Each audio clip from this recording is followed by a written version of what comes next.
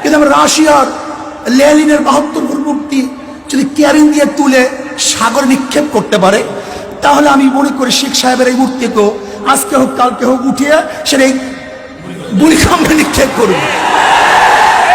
স্পষ্ট পয়গাম। আমার নবীর আদর্শ ছিল নিজের বাবার মূর্তি গড়া নয়, নিজের বাবার মূর্তি ভাঙা।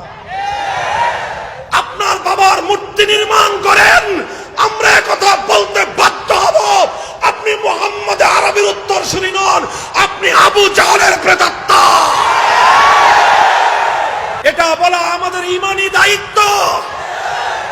হুমকি দিয়ে আমাদেরকে দায়িত্ব থেকে ভীতি প্রদর্শন করতে চান।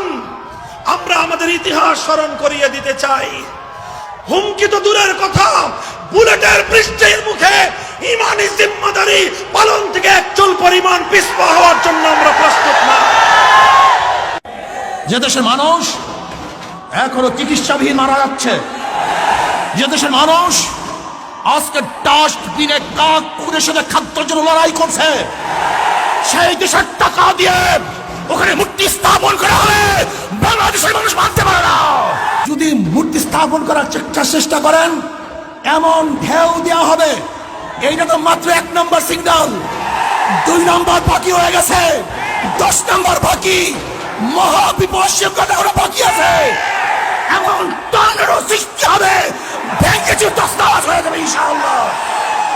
আল্লাহর পয়গম্বরের স্পষ্ট হাদিস, নবীজি বুখারী শরীফ, মুসলিম শরীফ সহ সমস্ত হাদিসের কিতাবের মধ্যে বর্ণনা রয়েছে যে ইন্নাল্লাহ লা ইউআযাবু ইন্নাল মাইয়িতা লা ইউআযাবু বিবুকাইল হাইয়্যি আলাইহি। ইন্নাল মাইয়িতা লা ইউআযাবু বিবুকাইল হাইয়্যি আলাইহি।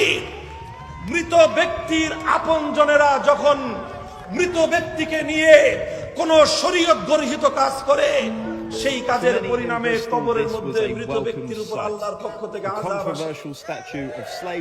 আপনারা আজকে একজন মুসলিম নেতা, মুসলিম বাংলাদেশের স্থপতি, স্বাধীনতার মহানায়ক বঙ্গবন্ধু শেখ মুজিবুর রহমানের মৃত্যুর পর তার মূর্তি তৈরি করছেন, তার ভাস্কর্য তৈরি করে নবীজির হাদিস অনুযায়ী কবরের মধ্যে বঙ্গবন্ধুর জন্য আযাবের ব্যবস্থা করছেন।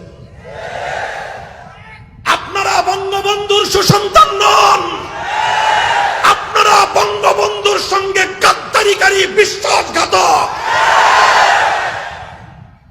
আর আমরা বঙ্গবন্ধুর বিরুদ্ধে নই, আমরা বঙ্গবন্ধুর মূর্তির বিরুদ্ধে।